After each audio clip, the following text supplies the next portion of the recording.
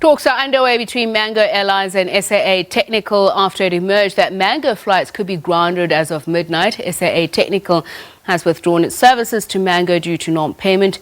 Domestic flights have been allowed to operate under Alert Level 1 of the lockdown. Mango says it remains committed to flying all passengers to their respective destinations as planned, and especially over this weekend. We're now joined by SAA spokesperson Tlali to talk more about this. It seems, Mr. Tlali, a very good evening to you firstly. It seems that this could also affect your technical staff. Tell us a little bit more about their status. Good evening to you, Tebiso, and the viewers, and thank you for the opportunity and for inviting us to your program this evening. Indeed, we are dealing with a situation here in the context of what we refer to as an SAA group, where it is constituted by 4 entities, namely SAA as the airline brand that we know, Mango Airlines, Airships, as well as SAA Technical.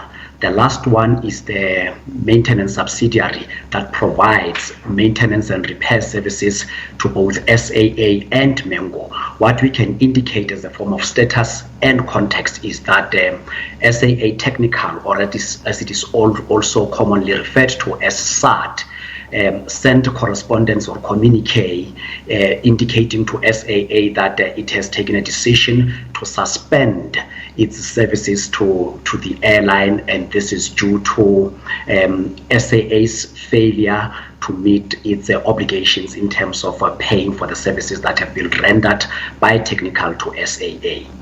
And as you've already explained, the somewhat complex relationship between the two, tell us a little bit more what the impact will be. Does that mean that you will be unable to have an uptake of commercial flights? You'll recall that the SAA took a decision shortly before the implementation of the lockdown. At the moment we became aware that there was going to be flight restrictions, we took a decision to suspend all our flights. So since that time up until now, SAA has not operated normal commercial flights in the same way that you and I and the rest of our customers know them. Since the lockdown commenced, we operated what we referred to as the repatriation flights up until lockdown level 1, where we are now operating on a limited basis the charter flights. And this is the area where the impact is likely to be felt, because for every aircraft that must take off, there's work that needs to be done by our maintenance division, which is the unit at SAA Technical, where they do some of the things that include pre-flight inspections. So these are some of the issues that need to be taken care of, in addition to normal and routine maintenance of our fleet. So the situation is that the business rescue practitioners are aware of what is happening, and everybody has folded their sleeves in order to ensure that we are able to come to some form of a resolution, so much so that there is a series of meetings that will be taking place during the course of the weekend in order to ensure that we are able to have a resolution to this matter. Because that's what I was going to ask. If SAA Technical, for instance, is somewhat of a parent company to SAA, would it not be in its best interest to ensure that SAA is able to meet its obligations in terms of those chartered flights that you talk about, which are of strategic importance to the country as well?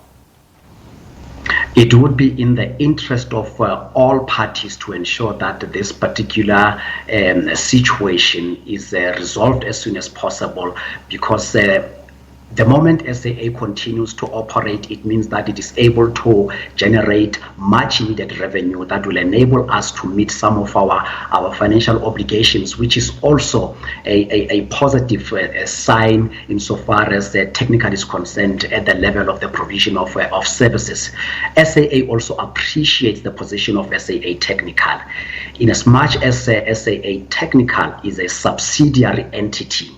It is a juristic person in its own right, and it has a duty to pursue and to protect its commercial interests to the extent possible. However, SAA is of the view that the situation could be addressed differently. Hence, there's the need for all parties to sit around the table throughout this weekend in order to have this matter resolved, because all parties need to be operational in order to generate much needed revenue for the continuation of our operations. At the heart of it, Sebiso, is really the question of funding insofar as SAA is concerned. All of us are aware that the airline is in business rescue, and the process has evolved to a point where the business rescue plan has been approved, which require funding to it.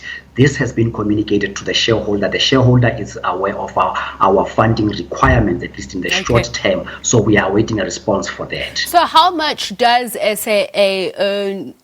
Its subsidiary, as you said, correct myself, so how much is owed to them? Look, I do not have the figures immediately available to me, but it is in terms of millions of rands. It is below 100 million, but I'm not in a position to give the exact quantum because I do not have information on hand at the moment. Okay, so then tell us the status of the business rescue mission at this point. Do you foresee yourself at some point this year being able to take to the sky and initiate commercial flights?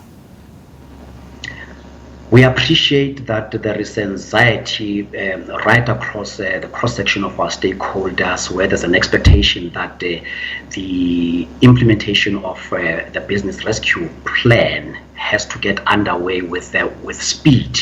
We are also encouraged by the message that comes from the shareholder, where there's an assurance and commitment that funding will be made available. We are in the immediate term in need of approximately 10.5 billion, which amount of money will be used for payment of creditors. Part of it will also be used to pay the employees who have elected to take voluntary severance packages, and the balance thereof will also be used as working capital for SAA as well as its subsidiary entities. So that is where we are right now. We are waiting for indication from the shareholder as to when funding will become available. Thank you. Once that has taken place, then we should also be able to give an indication to our customers as to when we will reinstate our services, starting with the flights.